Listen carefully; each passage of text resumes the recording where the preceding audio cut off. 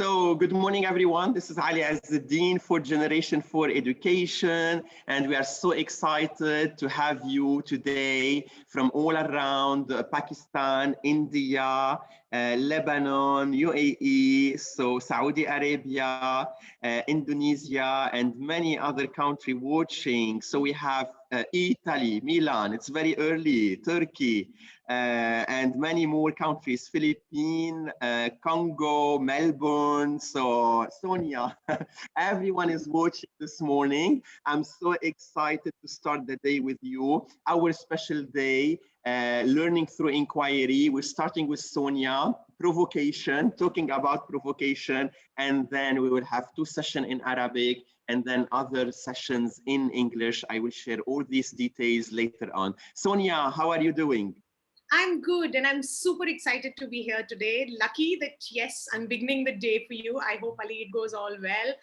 And yes, let's look into the provocations. So you can start sharing your PowerPoint, and then I would like to remind everyone in that chat, next to the 2, there is 2 dots, and then there is a drop-down menu. Please choose all panelists and attendees, because once you choose all panelists and attendees, everyone will be able to read your reflection.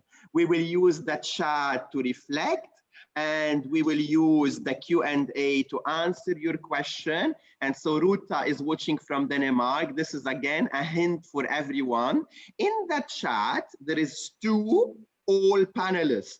Click the drop-down menu and then choose all panelists and attendees. Sonia, we're ready. So provocation, a door to inquiry. Let's know a little bit about who you are, and then we can go deeper in the session. Yes, thank you so much, Ali. So that's me. My name, I think Ali is already introduced. Once again, my name is Sonia Singh. I'm an Indian. I was born, brought up, and raised in India. I've been into the education industry now for almost over 15 years. Currently, I'm the PYP Coordinator at Prometheus School. This is in the Delhi NCR region of India. Besides this, I also conduct various teacher training workshops and webinars. I've done webinars across the globe and a number of workshops for all the different curriculums around. These are my social media handles. Feel free to follow me, get in touch with me. The idea is let's collaborate and make the teacher community really strong. So we have 4 questions for them today. What are the questions, or 5? Yeah, so the 5th one is more for sharing. Okay, yes. Yes. So the questions today are going to be more on what is provocation? What is the difference between provocations and invitations? How do we ensure effective provocations? And what are some of the best practices? I'll be sharing some of mine. And the last one, what is on your mind? I look forward to you all also sharing with me through chat. So this is going to be our day today. So let's begin with a little provocation. What I want all of you to do is look at this picture, and whatever thoughts come to your mind, if you can enter into the chat. So let's check if they all able to send all panelists and attendees, and then all the people watching on Facebook, I would say to them, good morning, Nelly. And so the words started coming, Sonia, urban jungle, density, skyscrapers, overpopulation, patterns, towers, perspective, and this is very fast. So yes, sustainable, going so quick.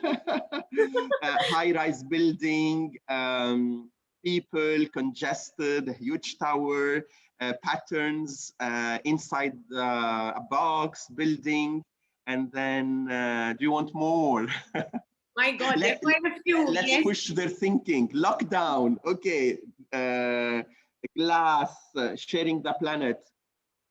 So Anne and everyone else, please make sure in that chat you're putting all panelists and attendees. Reflections. Wow. I said community, it's like ants, communities in plural, buildings, high-rise building from Facebook, connection, and that's it. So let's continue. So great. Somebody also wrote nuclear culture. Yeah. Yeah, no space buildings. Some of them are really, really interesting. The idea behind this is exactly what we do with our students. We would like to provoke the thought. So just to take you a little into the background, this is a building from Hong Kong. This is a picture which is coming from there. And yes, a good provocation where all of you started talking about, how congested it is. And from here, it's a nice idea to take the thought process into what next? What if the world becomes like this? So that's how you can build on the provocation and take it further ahead. So if I put forward the question to you, what if the world was to turn into something like this? You, as my learners, would start talking about there would be no greenery, there would be no animals, no place for the other habitats, and all of that could go onto it. So, but currently, this was just to provoke you all into thinking the importance of provocations. Let me just go on ahead. This is the next one. I have two separate provocations here. And I'd like you to notice the difference and let me know the difference in chat.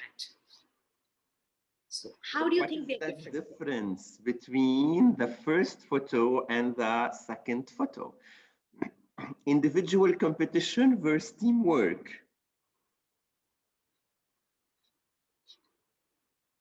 The first one is more open. Yes. First, provoke and invite. Open-ended and closed-ended, balanced, teamwork, organized, non-organized, well-structured and not structured, individual and teamwork. So specific to general. First one is open more choices. So these are easy and difficult. So I think fantastic. All of you have guessed it. Yes, one is very, very open and one is slightly closed. It's more direct. I have one that mentioned the process and the product. Oh, that's also a nice one. That's also a nice one. So again, the idea is that in your provocations, when you set up something like this, it's not really to make a judgment of what is right and what is wrong. I, as an educator, may have decided that, this is what I'm going to try and show and expected a different result. But at times it really surprises you because your students come up with amazing ideas. So something like process product was not something that I think I would have thought of, but I think it's brilliant. And that's how also you can take your provocation further ahead. So like most of you said, that one is open and one is more structured. And somebody also mentioned that one of them is a provocation and one of them is an invitation. So these are the two things that will eventually build your learners to take up their own agency. So it will depend as to, are you trying to just provoke their thoughts and keep it open-minded? So there would be no direct interference from the teacher. You've just shown something and you are letting them loose to explore and provoke and take their curiosity to any particular level. Also, at times, there are no specific learning goals. So like when I showed to you, I had no specific goal. I was just trying to understand where your thoughts are and what comes into your mind. Whereas vis-a-vis, if I just look the other side of invitation, it does have a more direct impact because the questions were put in there. How can you balance these rocks? So it was more where I was inviting my students and I was telling them that how many ways can you balance these particular rocks. The moment you ask and you invite your students, always remember, invitation would always give your students a choice. It would give your students a choice of the fact that do they want to participate or do they don't want to participate. So it might just happen when you give out an invitation, certain students would turn around and say they don't want to answer this question. They just don't want to be a part of it. That is something we as educators will have to respect. So coming to provocations and invitations, what's right, what's wrong? Again, there is nothing right, there is nothing wrong. You would need to see at your level, what is it that you're expecting? If you are looking forward to a specific outcome, invitations are a good idea. But if you are looking out for something which will just bring out a whole lot of curiosity and questions and ideas, then provocation is a better idea. So that's the difference between provocation and invitation. And I think we as educators must be sure when we plan this out, are we provoking the thoughts of our students or are we inviting them into something with us? Good, Please, Sonia. if there are any questions, please put them in the chat so that Ali can keep seeing and he can keep asking those. Put them in the Q&A. Yes, okay, put them in the Q&A. Yes, right. Thanks for correcting. Yes. Okay, so finally, that brings me to the what of provocation. Remember our first question. So provocations are basically intended to just provoke a response. Now, this response can be a question, it can be a statement, it can just be a feeling of curiosity, something that a child wants to know, something that he thinks or his thoughts. And the purpose is that you slightly nudge their thinking power and you tell them, okay, go take that extra step. Don't just go by that one particular look of it. Like the first look of those buildings, high-rise buildings, would automatically give you a thought, oh, that's a typical high-rise building. But then when you keep it there for some time and you keep asking your students to think a little more, various answers keep coming in. So you keep nudging them a little to take that extra step to develop their thinking. They will always serve a purpose. They don't have to be anything very flashy. So one does not need to spend so much of time and resources trying to make a very flashy and a very attractive provocation. Yes, for the little ones, the the creative look of your provocation does have an effect, but you have to make sure that they serve a purpose. And one biggest thing to remember is provocation need not be just always at the beginning of an inquiry cycle or always at the beginning of a concept. You can bring in a provocation anytime during the complete inquiry that is happening. How we did that, I'll be sharing all of these with you during the next 40-45 minutes. Yes, so the people started asking about example, and I said, Sonia prepared plenty of these examples. So yes, all these examples are done and absolutely live. Most of them you would see are from the Zoom classes itself, and whereas some of them are from the physical also. These are what my teachers did in my school. So the first part about provocations, what I feel is that they must be designed in such a way that they develop higher order thinking. And that higher order thinking comes in with a lot of questions. So this is something where my grade 2 teacher, she just showed this particular picture and she asked the question, what do you wonder? And what questions do you have?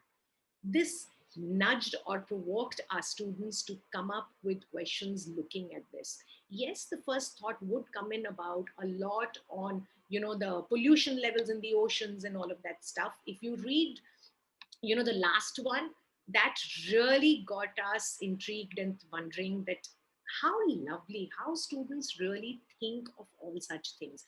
She came up with something like, how come what I do here affects the polar bears so far, far away in Antarctica? So something what we always keep talking about to children, that switch off your lights, don't do this will result into global warming, our glaciers are melting. Here was a question which I think was really higher order thinking, where she put that question, I'm so far away, and how does it affect? Even something like that, how is it the sun is so bright in Noida and the same in Antarctica? Because she saw the reflection on the iceberg, and that's what she's asking. So these are those minute details that your children can come up with, and we result into higher order thinking of our children. Remember, these are questions that had come up of children who are barely 7-year-olds. So talking about higher order thinking questions, another way is if you bring in all the local and the global issues around, which are the current affairs around, if you bring them into your classroom. That is also something, when you make connections to real life, your students will start not only being aware of what's happening around the world, but they start discussing solutions at their own level. So the higher order thinking starts developing. So this is the absolutely recent one, which is for the Suez Canal. This is Form 3. And the teacher had started asking these questions. If you see the first one that was into the maths, she provoked their thoughts on, the measurement and how big or large the ship was, the cargo ship was. So that's how the idea started coming in, and children started talking about it. And finally, what were the solutions? Where was it stuck? Why do you think? What could have happened? And we had these very cute answers coming in from students where they spoke about, because pollution and garbage dumping is a big thing what children are learning across these days. So they did come up, do you think there was a huge garbage pile in that canal and that's the reason it got stuck? Do you think we need to remove that? How fast do you think we'll need to be doing all of that? And that's where, when you bring in a lot of local and global issues, you find your children will start sharing different perspectives. Also, this is something which is like a direct problem solving issue, but you could show them various pictures which helps them develop a lot of open mindedness for issues across the globe. The latest one in India, when we talk about, is the farmer protest. That also brought in a lot of discussion among our students, and they started coming up to the fact of, why is it being done? What should we do? How does everything affect us also, and why not just the farmers? So local and global, these are good ways to provoke the thoughts of your students. And eventually, when we were preparing for this, I was like, oh, Sonia, you're talking about real life and then things happening around us. So we got that question that I would like to ask now. And then what do you do with the question of the student? So once you provoke them and you had this question, so what happens to these questions? So fantastic. So usually what happens is, like right now, because we are in the virtual scenario, the teachers usually would create a common platform like the Padlet or the Jamboard or something, and that's where they start putting in all the questions. Once the questions are in place, the students try and now start identifying ways that they want to find out the answers to these questions. So there are children who are very comfortable with just Googling it. So do we try and encourage them that as far as possible, avoid that, because it's a nice idea to interact with people, read more books, read news articles, find out about that. Something as simple as just watch the news. So that's how the students divide themselves, and they try and pick out various ways that they can get the information. And it takes about 2-3 days where they would try and gather all the information. They come back, and then again the sharing happens. So the same Jamboard or the Padlet opens out, and students start sharing their responses that they had got. Sometimes the students also, while researching the answer for their own question, have come across the answer to their peer group's question. And that's where then they start sharing. You remember that you had asked this question. I've got the answer for that as well. And we have this thing that comes up with all the answers. And of course, the teacher also participates in it, and she becomes like somebody who will facilitate where the discussion is going. And that's it. Good, we're ready to continue. Thank you, Sonia. So if you see, provocations can be anything. They can be a picture, they can be a natural product, they can be an object, they can just be a simple question. We can always try and pick up something that also builds the interest of a child. Like we do have children who are heavily into, dinosaurs, or something like the older ones who are heavily into those transformers that change into cars and all of that stuff. So at times we've even used those as provocations to get them to think about the fact that, what do you think? How is it able to change its form? So, the idea of design thinking also starts coming in. You can have, for the little ones, a lot of sensory exploration that they can, something that they touch, they feel. And we had this provocation which came up on children working with the oil pastels and then trying to put water on it. And what was the effect? How do you think I can erase that? So those were also provocations that came onto by just, feeling the different types of materials. A lot of discovery activities can happen. Sad to say, we are in a closed environment right now, can't be going out, but during our physical, there were a lot of field trips, nature walks, going out and trying to see. And these were all provocations that were done into. So this is where, which is the sample. So just about 2 weeks back, HIghr was slightly better off, and we had returned back to the physical school for about 15 odd days. And that's when, if you see, the children are with in and out. Yes, so we've been doing in and out. Yeah, that's how. And so these were the little ones who were trying to, their inquiry was more into plants and seeds.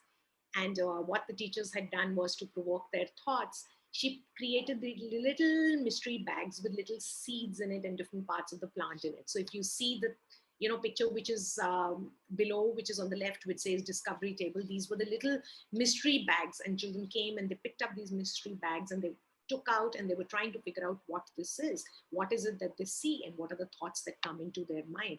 And if you see the last picture, that's where they sat around and they opened it up and they started discussing with each other. So little ones, when they talk and when they share their thoughts, that's also development of their communication skills. Finally, how do you arouse curiosity? Is it always related to your current unit or a concept that you're trying to do?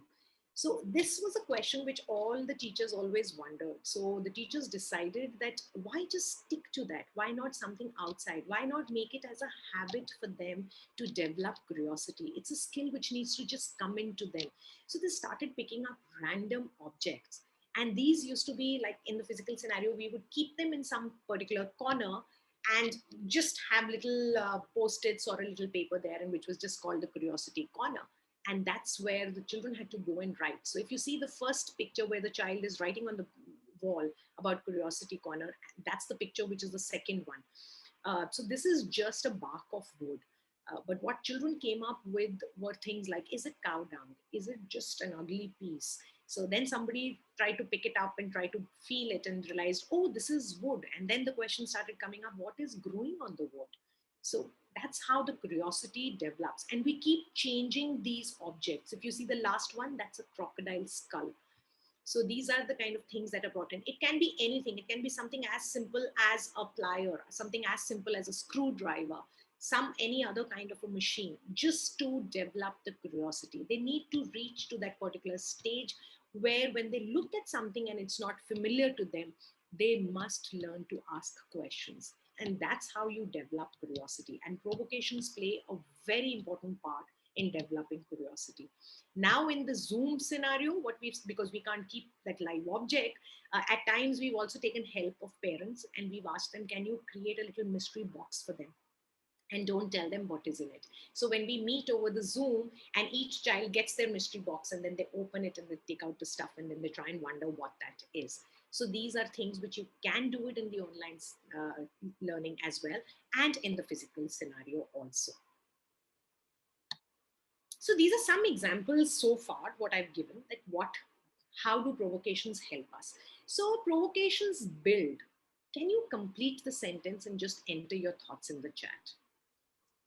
So more interaction with all our attendees. So provocation builds curiosity, critical thinking, motivation, engagement, knowledge, relationships, high order thinking, ideas, confidence, wonder, discussions, excitement, participation, inquiry, and more and more and more and more. So I keep all the people interacting in the chat, and I check vocabulary as well. So this is something really nice. Yes, vocabulary. Yeah, I'm checking also the words on Facebook. So critical thinking, communications are also things coming from the people watching on Facebook. So do you want to take a question, Sonia, before we continue? Sure. Okay, so do you allow for mini individual inquiry in case a learner comes up with an idea or a question that is not very connected to the unit or to the concept that you are doing? Yes, absolutely. So like, especially the last one that I just shared about the curiosity, these are things which would generally lead to mini inquiries. So, especially the wood bark that I showed you, which is that old one with moss over it, that did lead to a mini inquiry where there was a child who wanted to find out what was growing on it and why, where has he seen it? And then slowly, because this was a little dry, so it was brownish in color, but he was able to suddenly make a connection that he had visited a hill station and we had found that, oh, this was green there, and that's what moss is.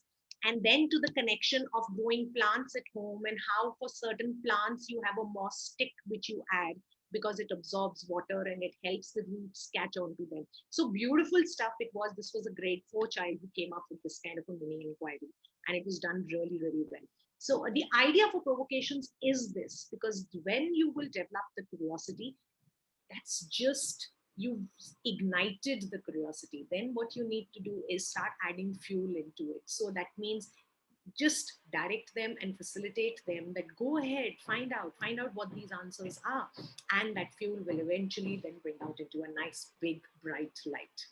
Okay, I'm getting plenty of questions about early years. We have a specific webinar for early years, so join us in the afternoon, and then you will see plenty of example and plenty of ideas regarding the early years. I will finish provocation build love for learning, and this is a message and a comment from Facebook. So we can continue, Sonia.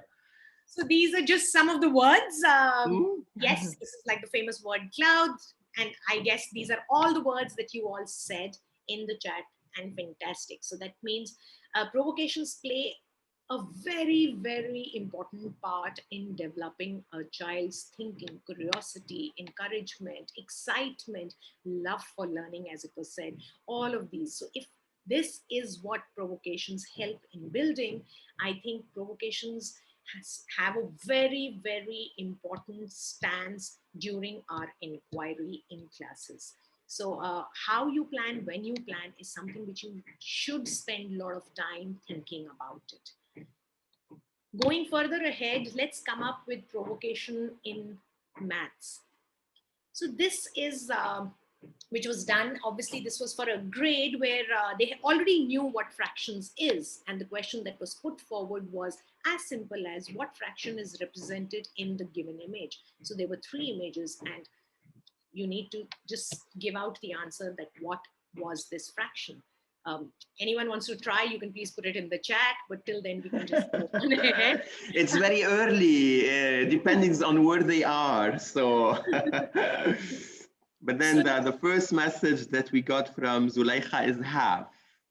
Fantastic, yes. So this was where students, when they looked at this, they started thinking of, oh, we'll need to measure this out. Oh, I need to see how many parts is this divided into. And because fractions was something where they already knew about the concept, and soon they were making connections to the learning which they already had about that concept. And that led to a lot of rich discussions in class, that in case something like as if somebody has said half, so why is it half? So there were children who started drawing lines to try and show how it was half. And if anyone gave another fraction, they were also trying to give their evidence about it. So this was something where they were making connections to the past. The teacher could take it up as simple like a prior knowledge assessment. She could also try and just understand where her children are, or how do they explain their understanding. So this could also be a part of their assessment, where she was trying to see, can they give evidences and can they justify what they are saying. And in maths, I think the talk maths that comes in is something which is very, very important. So just a simple image with a question, what is this fraction, resulted into a huge amount of discussion and understanding where our children are. So this is the next. We try as far as possible. I know today's generation, the first thing they think of to find an answer is Google. So try and encourage your students that when you have a provocation, you try and ask a ungoogleable question. I really liked this word, ungoogleable question. But so I was trying to figure out when I saw this image that, okay, what can be the ungoogleable questions? If you see on the left-hand side, when you ask direct questions like, what do you see? And what should you do in something like this? These are very direct, and these are questions which a child can Google and just get the answers. When you keep them more open, when you keep them more to the fact of what everyone's perspective is and what their thoughts are, and also sometimes to understand the other person's point of view. So has anyone, what is the crab feeling in this case? So these are all questions which are not Googleable or ungoogleable, as they say it. So when they are ungoogleable, you find your children eager and keen to find the correct answers. So a lot of thought process would go on. They would try and rationalize with whatever learning they have so far. And it can develop into an amazing kind of an inquiry instead of just coming up with that same Googled answer, which is copy pasted. Coming to the point of perspective, Provocations also develop different perspectives. And when you develop perspective in your learners, you actually develop a lot of open-mindedness in that. This again, one of my teachers had shown a picture to her students and asked that, what is your perspective in this? And she sent me also this picture and she asked me, she said, okay, what is it that you see in it? So the first thought that came into my mind was, oh my God, look at the number of ACs in it.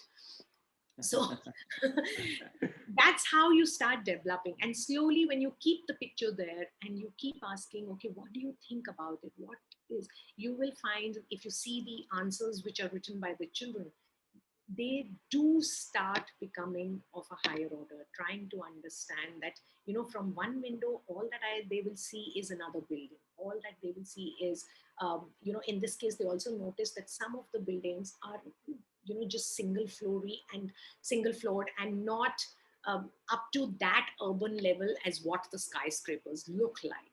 So the diversity in it. So what should you be doing in a situation like this? There were children who started relating it to the places they had visited. They did come up with examples of Mumbai, Gurgaon, where they see all such kind of places. People who've traveled internationally also came up with identifying areas in the other countries.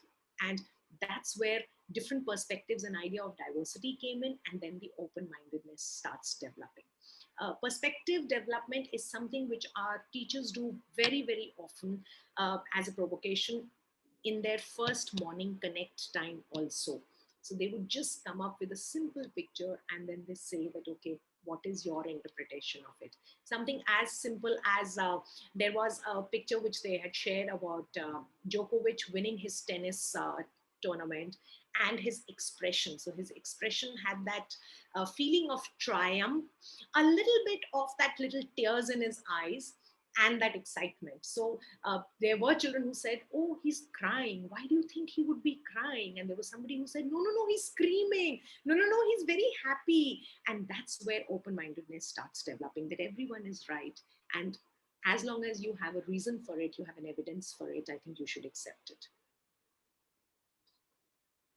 So if that's what all provocation does, how do you actually do these provocations?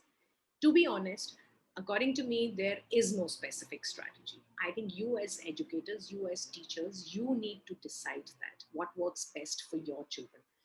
In this current PPT, what I've shown you are generally pictures, though we use a lot of videos and a lot of other objects as well, but it was just easier to provoke your thoughts through pictures. Is provocation always at the onset of a concept? No, it can happen at any stage of the inquiry. Just ensure that your provocation will always deepen the learning. It should not mark an end to it. It should not come up with the fact that you've shown something and you suddenly realize, okay, everyone has given me that one word right answer and story over, which means there is nothing else that you have to do with it.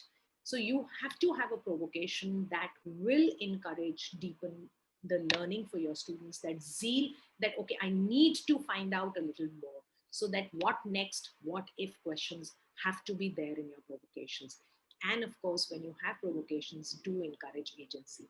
When we say agency, we come back to the same question which was asked earlier in the Q&A, is that what do we do with these? Do they result into many inquiries? They do, and that's where the agency takes part.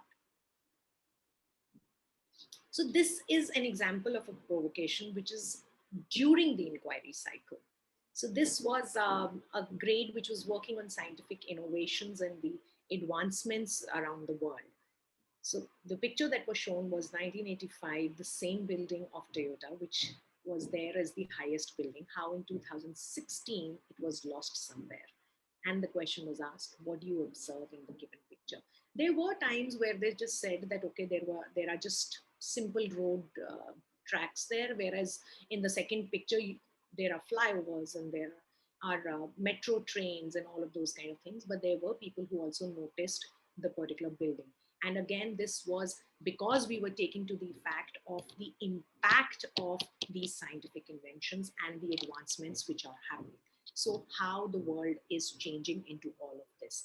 It wasn't at the onset of a inquiry cycle. It was like anywhere in the middle where we had asked this question so that our students could take their learning further. So they could, it's at that going further stage, making connections with real life, and eventually leading on to taking an action to them.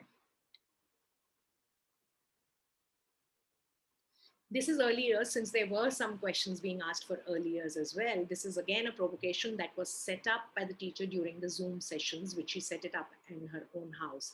This also deepened the learning. If you see, this was a unit on just stories, and the questions were put up on a chart, and whatever children kept saying, she would write them out on that particular chart paper and put the names there. So this was more of the fact of what is in a story, what do stories have, what do stories make you feel. So when you ask them questions like these, which are again a little abstract, the students learning will deepen. They start trying to figure out, okay, how do stories actually make me feel? Otherwise, the fact that the little ones always know is, you must read, you must read, they are nice, you must read, reading will improve your language, and somewhere the feeling gets lost. So a lot of times your provocations must have these abstract questions which have nothing right, nothing wrong. And that's where it will develop. For early years, yes, I agree, you do need these guiding questions for them. Otherwise, it's a little, it's too open for them, and the children find it slightly difficult to contain their thoughts. Not that every time you need to do it, but we do at times need to give these guided questions for them.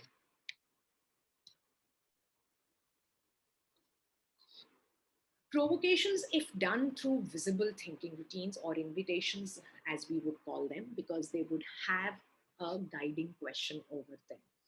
Visible thinking routines, if used, I think are really, really helpful in developing your students' curiosity, deepen their learning, their motivation, because when that question is there, which is ungoogleable, and they need to find out the answer, they are motivated to go about and identify, where can I get this answer from?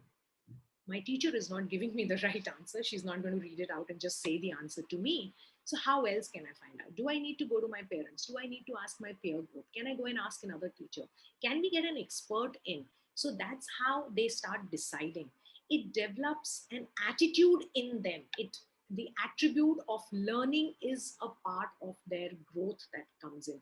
And such students, when they grow through the primary years, move into the middle years and into the high school, finally into your university level, you will find they are the ones who are independent learners, because the idea to learn more, idea to find out information, the attribute to think, attribute to make connections is developed in them right from the very, very early years. And I think that's what the main crux behind using visible thinking routines is.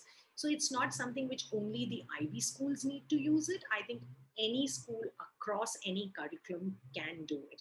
There are a whole lot of them. I'm sure most of you are familiar with it, but try and use these become really, really effective, because you don't just focus on the fact, you don't just focus on the exact content. They are designed in such a way, the questions for visible thinking routines are designed in such a way that they would encourage you to develop your conceptual understanding rather than just the content factor in it. So these are some of the visible thinking routine examples that we used in our school. The first one, if you see, was in our physical scenario. So this was the fact that, the game that they play, explain it game, that's the visible thinking routine, where whatever they see, they have to give a name to it. They have to explain what's happening around it. They give reasons and finally suggest alternatives. Very useful for your topics like sustainability or pollution or any such things when you work on them, because your students right from the beginning use this visible thinking routine from your provocation level and eventually keep filling in information as they find out a little more. So they keep visiting back to this particular visible thinking routine and adding on to it, and a child can map his learning growth through those 4 weeks or 6 weeks that you've taken for the particular concept to deepen. The second one is during our Zoom interaction. This was the routine of step inside. That what can this person or thing know or understand or believe? That if you step into a place like this, what do you think you know about this place? What do you understand and what do you believe? So once again, this was more on concrete jungle, what the world is coming on to, how we are just living in a concrete world. Where are all the other natural habitats disappearing? So this was to sensitize them on that. And that's how the visible thinking routine was used. Sometimes none of these is required. All you need is a good question. All you need is a simple thought-provoking questions. So I'm not picking up an example from my school or from something that children do.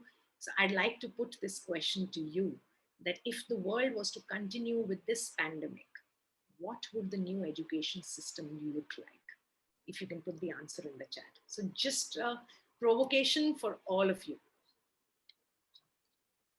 Oh, self-learning, digital era, education at home, from home, disconnection, blended learning, Blended learning, more practical, mix, remote learning, less interaction with others, homeschooling more.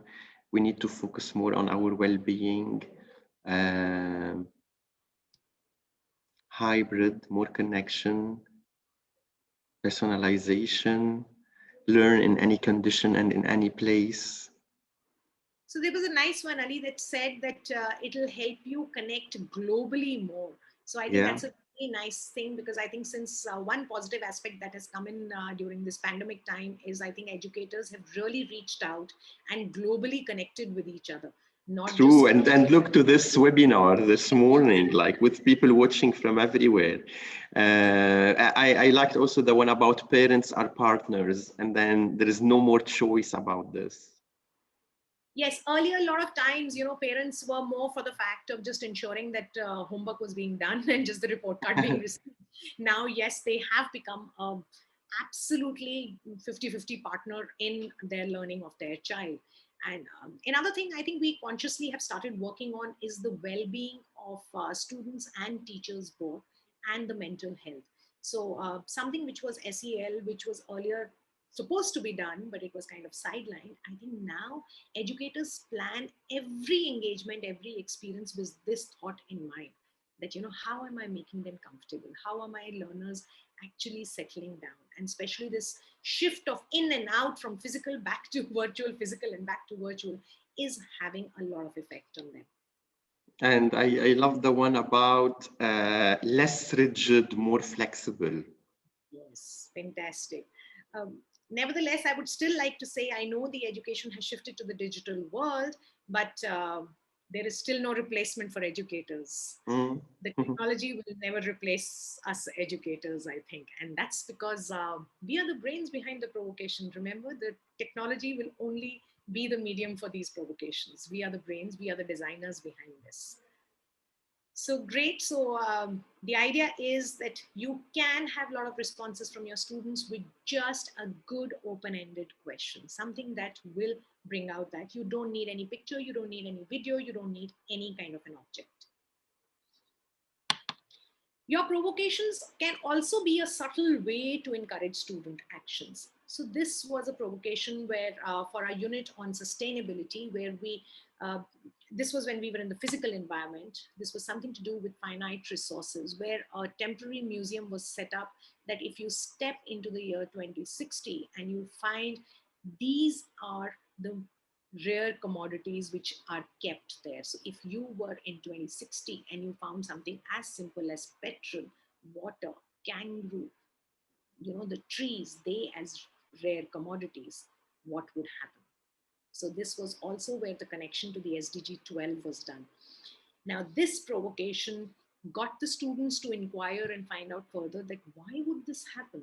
Why would petrol eventually become a rare commodity? Why would water become a rare commodity? Why would trees and forests become a rare commodity?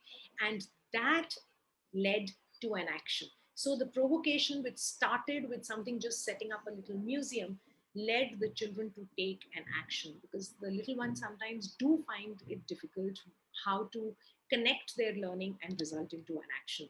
So the teachers can plan out a provocation and ensure that, yes, this will happen. So you will have a couple of students who would still not take an action, but that's okay. The thought has come into their mind, and I think that is an equal action. Because when we talk of lifestyle changes, I think just the thought in my mind that I'm not wasting water and I'm going to try and walk to my friend's house instead of taking a vehicle there and wasting petrol, I think that's an action. So this would automatically encourage your action. So plan out your provocations in such a way that they can encourage your students for action. So yes, I think we are well in time. Very good time management. So, So do we start with the final reflection or some questions and answer? Let's take a few questions in case if anyone has. Yes. So the first one, they are asking about how do you document the process? So yes, so whenever these provocations are done, it's purely what kind of a provocation if you have. So if you have something which is like really open ended, you could document these as just simple anecdotes. You could write out as which are not really narrative, because we need to have a slight difference in understanding that when you have an anecdote, what is a narrative anecdote and what is a recording or a monitoring anecdote. So if I was focusing on the concept of sustainability, and that's what I was trying to find out in my anecdote, I must try and find out, is the child able to, when he's talking, tell me that this is finite, this will end someday? Or the child is saying, no, but we have enough water around. So he's identifying the resource. So stick to the actual, when you think of your success criteria and you have the KUD models there. So do get your anecdotes also based on that. You can have a broad I can statement or a checklist which is done. Though for very open-ended provocations, I always prefer an anecdotal kind of a record, because it helps you identify something extraordinary which has come out. And because your children would either in the physical scenario come and put a post-it there, or you would have your very little ones just speak out and you can record those. So those are also your evidences which you use, and keeping those as a starting point evidence to the final learning where the child has reached. If you can map that, that will give you a complete roadmap of your child's learning and the growth during that particular concept. Very good. So we have a surprise, and I'm going to announce it now. Our new website is ready for the people to join, and let's provoke them. And so they can go and have a look on what's on the new website. So Sonia, if you don't mind stopping sharing the screen, I will come back to other question, but let me share this. And so a new website for Generation Online, very easy, very friendly, where you are going to find all our free courses, all our webinars, and then put on your agenda, 22nd of May, we have a day for bilingual education. Or if you want multilingual education, or the language and teaching the language. So a lot of ideas are going to be published very soon. We have also our live workshops updated for this season, so April, May, and June. And I mean by live workshops, live on Zoom. So, and then we have also asynchronous workshop on the website that you can check. I'm going to put this in the chat for you. And then let me remind you that today you can also join our upcoming session and our upcoming webinars. So we have the following. We started with Sonia talking about provocation. The next two sessions will be in Arabic. So if you are an Arabic speaker, you are welcome. I know Tricia was here attending, and she will be talking after the lunch break about the leader perspective and how we can have a culture of inquiry. Then we will continue early years session from guided to student-led inquiry. And then finally, we will look at art and how art provoke our thinking. So these are some of the ideas today. And then you can check all our recording on the YouTube channel. Few more questions for Sonia, and let's check. So is provocation always teacher-led or planned by teacher? So not always, because we do encourage our students also to come in and share anything which they want to with their students. It can be something as simple as a product which they have at home and they like using that, they can bring that in. Also at times, because we have a regular news reading system in our classes, you know, where on a rota basis, students come in and they bring in the current news which is around the world. Those news which are brought in by the students does end up into being a provocation. So we have children also an equal part in becoming, you know, taking the lead in all these provocations. But yes, the teacher also plans it out purely for the fact that she needs to keep in mind that these are the skills and these are the different attributes that I need to develop in my students. So she can't just leave it completely and tell children to do it, because they would result into gaps. Remember, primary children, after all, are to a maximum of 10-year-olds. So we plan them, but we facilitate only, and we do not give it away the answer. Okay, so checking again, you can also check the questions as well and pick one. Saba is asking about webinars about foreign language. We have those on the YouTube channel, so we discussed this subject before, and then we will have more coming in May. Okay, so Aditi, check the website. So if you go on the website, depending on which computer you are using, you will be able to find all the links, or even our Facebook page. So if you click on 4 Generations for Education, because sometimes the security on the Zoom chat doesn't allow for interactive links, especially if you are using a Mac. So yes, go ahead, Sonia. Yeah, so there is a question that I just read. It says, how is provocation different from tuning in? Yeah, I like that question. Yes. So tuning in is a process where something like, you know, when you sit in your car and you tune in your radio to a certain channel, that's all that you do. You just tune into a concept. That means you've shown your students something, and you've got the thoughts of your students coming and narrowing it down on that particular concept. Need not leading to any kind of questions, need not leading to any kind of provocation. Provocations are designed in such a way that it will result into your students looking out for more, provoking their thoughts to find out more, you know, to build that curiosity, that keenness to learn. That is the basic difference. A tune-in process is just to tune in, right? I've got a lot of plants around in my class. So my children, when they come in and I say, okay, look around, what do you think we're going to be talking about? They've just got tuned in and they say plants, and that's it. So that is tuning in, need not necessarily, you know, they would develop onto further knowledge of, or the zeal to find out more about plants, whereas a provocation would.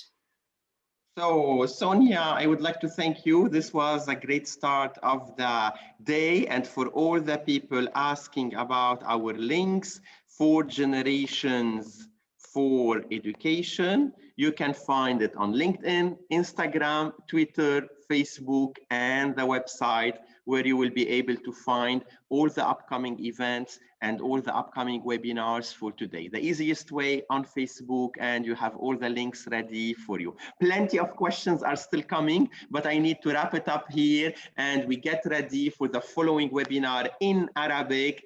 See you if you are an Arabic speaker, and if no, we will see you after the lunch break with 4 webinars in English back to back about leadership, from guided to open inquiry, inquiry in the early year, and then we will finish it art and inquiry. Thank you, Sonia, very much. Thank you so much, Ali, and thank you all the participants for joining in. Pleasure being here today. Do remain in touch, and let's keep the collaboration going. Yes, Thank you let's so stay much. in touch. Thank you.